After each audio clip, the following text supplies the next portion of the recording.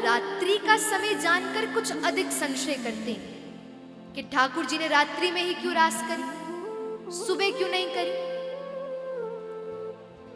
बोले दिन हम किन के लिए रखते हैं? ये दिन का समय हम बाहर वालों के लिए रखते हैं, लेकिन रात्रि का समय हम अपने प्रेमी के लिए, अपने प्रियसी के लिए। कोई हमारा बहुत प्रेमी होगा ना, तो उससे कहेंगे अरे रात को 9 बजे मैं फ्री होता हूं, 9 बजे आ जाना, फिर देर रात तक बैठकर गप लगाएंगे। कहने का क्या मतलब है? पूरा दिन हम केवल और केवल अपने बाहर के लोगों को देते हैं, लेकिन रात्रि हम अपने स्वजनों के साथ बिताते हैं, अपनों के साथ बिताते हैं। इसीलिए ठाकुर जी ने रात्रि का समय चुना, क्योंकि मानो ठाकुर जी भी अब ये आश्वासन गोपियों को देते हैं कि हमने तुम्हें स्वीकार किया। शरद पूर्णिमा की वो रात्रि आती, समस्त गोपियां अपने कार्यों में व्यस्त थी। कोई कार्य कर रही थी, कोई किसी कार्य में व्यस्त थी, लेकिन तभी अपने अपने घरों की खिड़की से जैसे पूर्ण चंद्रमा को देखा तो हृदय में आकांक्षा आई कि आज तो निश्चित रूप से हमारा मिलन श्याम सुंदर से होगा। राजा परीक्षित बोले, हे महात्मन, ये समस्त गोपियां गई क्यों नहीं? यदि जान गई कि आज ठाकुर जी रास करेंगे तो ये सब पहले क्यों नहीं चली गई? तब सुखदेव जी बोले, राजन, ये गोपियां माननीय, ये अभिमान से युक्त है। ये चाहती हैं कि पहले ठाकुर जी हमें पुकारें, फिर हम जाएं। सही अवसर जानकर वहीं पर एक वृक्ष के नीचे टेक लगाकर ठाकुर जी खड़े हो गए और अपनी वेणु को उठाया और जैसे ही वेणु में प्राण वायु आक्षाद्रित किए, सोई बाज उठी वेणु ब्रजमंडल में, ऐसा वेणु का रौब किया। अब तो जिस जिस गोपी के कान में वेणु की ध्वनि जाती, उसे ऐसा लगता कि मानो श्याम सुंदर उसे पुकार रहे हैं। समस्त ब्रजवासियों को तो वेणु साधारण लग रही है, लेकिन कृष्ण प्रेम में उन्मुक्त उन गोपियों को मानो ऐसा लग रहा है कि वेणु की ध्वनि जाती और कहती, अरे गोपी, मैं तेरी प्रतीक्षा कर रहा हूं, चल फटाफट आ जा। ऐसी स्थिति बन गई। बंधुओं, कथा का भी यही स्वभाव है।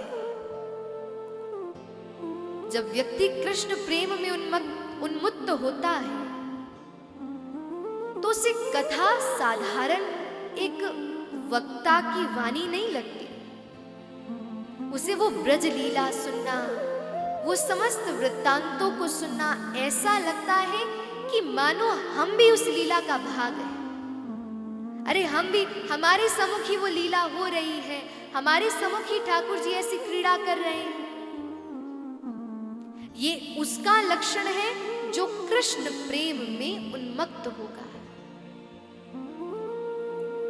अब समस्त गोपियां कृष्ण प्रेम में अनुरक्त थीं और तभी वेणु की नाद हुई। अब तो जैसा कार्य जो गोपी कर रही थी, सब छोड़ छाड़ कर, यथावत ऐसा छोड़कर, राजा परीक्षित बोले, चाहती तो व्यवस्थित करके जाती सारे कार्यों, लेकिन जैसी स्थिति में गोपियां थी, यथावत भागती हुई ठाकुर जी के पास चली गई। दोहन्त्ययो भिययो कश्चित् दोहं हित्वा सुमुत्सुका पयोधिश्रित्य संयावम् अनुद्वास्या पराययो। कोई गोपी दुग्ध दोहन कर रही थी। रात्रि का समय था और दुग्ध धोते धोते धोते जैसे वेणु की ध्वनि आई, सोई, बाल्टी भरी नहीं छोड़ी, ये नहीं सोचा कि इसे अंदर रखकर जाऊंगी, अंदर व्यवस्थित कर दूंगी, नहीं, उस बाल्टी को भी गिराकर भाग गई वहां से। दोहम हित्वा सुमुत्सुका पयोधिश्रुत्य संयावम।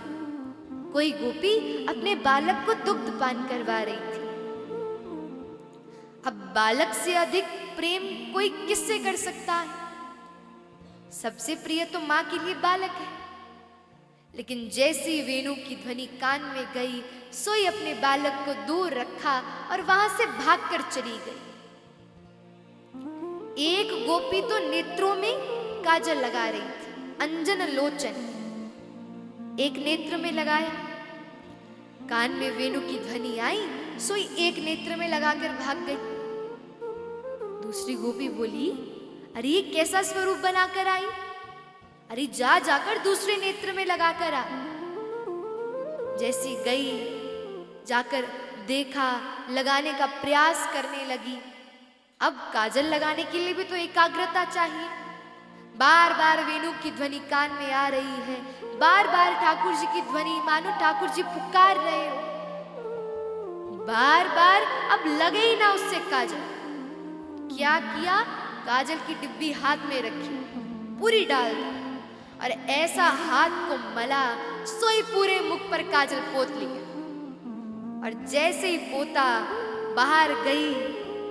गोपी बोली, अरे पहले तो फिर बढ़िया लग रही थी, अब ये क्या बनकर आ गई? बोली, अरे हमारे श्याम सुंदर कभी भी स्वरूप नहीं देखते, देखते होते तो पूतना कितनी सुंदर बनकर आई। अरे वो तो केवल और केवल हृदय का भाव जानते हैं। और रही बात हमारे श्याम सुंदर भी श्याम वर्ण के, और अब तो मेरा स्वरूप भी श्याम हो गया। अब तो हम दोनों की जोड़ी सबसे बढ़िया लगे, सबसे सुंदर लगे। ऐसा विचार किया और ऐसा विचार कर समस्त गोपियां अपने अपने कार्यों से निवृत्त नहीं हुई, यथावत छोड़कर भाग गए।